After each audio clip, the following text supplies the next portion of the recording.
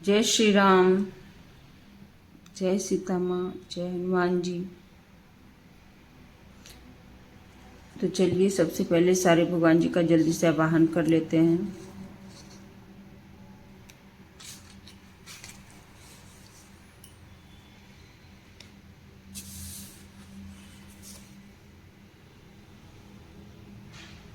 तो पिछले वीडियो में मैं यहाँ तक पढ़ी हूँ। अब आज से इस दोहे से स्टार्ट करती हूँ।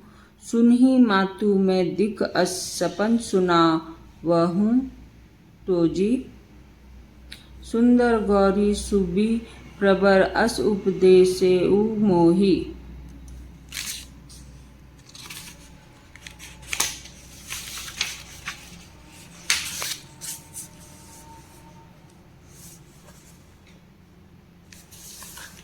माँ सुन, मैं तुझे सुनाती हूँ। मैंने ऐसा स्वप्न देखा है कि मुझे एक सुंदर गौर वर्ण श्रेष्ठ ब्राह्मण ने ऐसा उपदेश दिया है। करही जाई तपु शैल कुमारी, नारद कहा सो सत्य विचारी। मातु पितहि पुनि यह मत भावा, तपु सुखप्रद दुख दोष न सावा। हे पार्वती, नारद जी ने जो कहा है उसे सत्य समझकर तू जाकर तप कर, फिर यह बात तेरे माता पिता को भी अच्छी लगी है। तप सुख देने वाला और दुख दोष का नाश करने वाला है।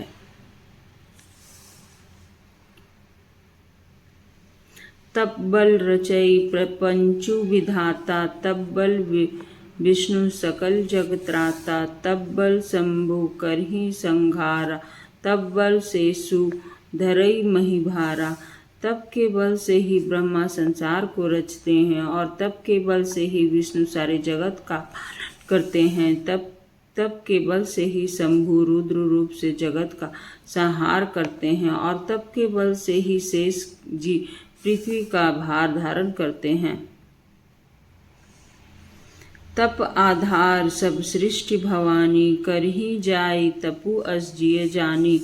सुनत बचन विसमित महतारी, स्वप्न सुनायु गिरही हंकारी। हे भवानी, सारी सृष्टि तप के ही आधार पर है, ऐसा जी में जानकर तू जाकर तप कर। यह बात सुनकर माता को बड़ा अचरज हुआ और उसने हिमवान को बुलाकर वह स्वप्न सुनाया।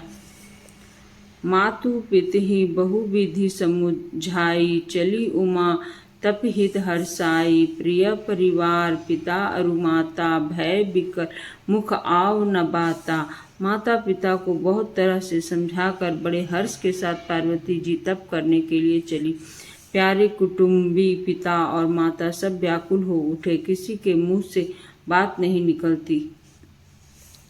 दोहा। वेद सिरा मुनि आई, तब सब ही कहा समुझाई। पार्वती महिमा सुनत रहे, प्रबोध ही पाई। तब वेद सिरा मुनि ने आकर सबको समझा कर कहा। पार्वती जी की महिमा सुनकर सबको समाधान हो गया।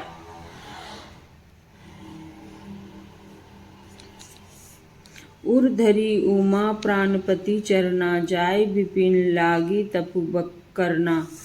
अति सुकुमार न तपु तनु तप जागु, पति पद सुमिरी तजेव सबु भागु। प्राणपति शिव जी के चरणों को हृदय में धारण करके पार्वती जी वन में जाकर तप करने लगी। पार्वती जी का अत्यंत सुकुमार शरीर तप के योग्य नहीं था, तो भी पति के चरणों का स्मरण करके उन्होंने सब भोगों को तज दिया।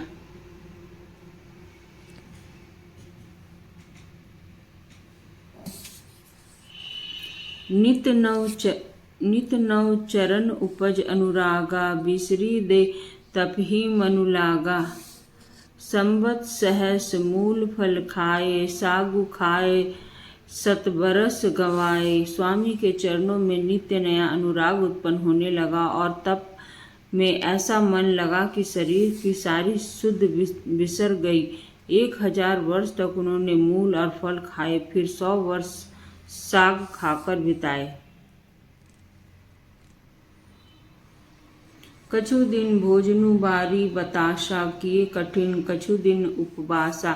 बेल पाती मही पर ऐ सुखाई, तीनी सहज संबत सोए खाई। कुछ दिन जल और वायु का भोजन किया और फिर कुछ दिन कठोर उपवास किया। जो बेलपत्र सूख कर पृथ्वी पर गिरते थे, 3000 वर्ष तक उन्होंने उन्हीं को खाया। पुनि परिहरे सुखा, नेव परना ही नामु तब भय उ अपरना। देखी ही तब खीन शरीरा, ब्रह्म गिरा भय गगन गभीरा। फिर सूखे पर्ण पत्ते भी छोड़ दिए, तभी पार्वती का नाम अपर्णा हुआ। तब से उमा का शरीर छीन देखकर आकाश से गंभीर ब्रह्मवाणी हुई। दोहा। भयउ मनोरथ सुफल, तब सुनु गिरिराज कुमारी। परिहरु दुस्सह कलेश, सब अब मिलहि त्रिपुरारी। तो आज के वीडियो में बस यहाँ तक। कल से इस दोहे से मैं फिर से पढ़ूंगी।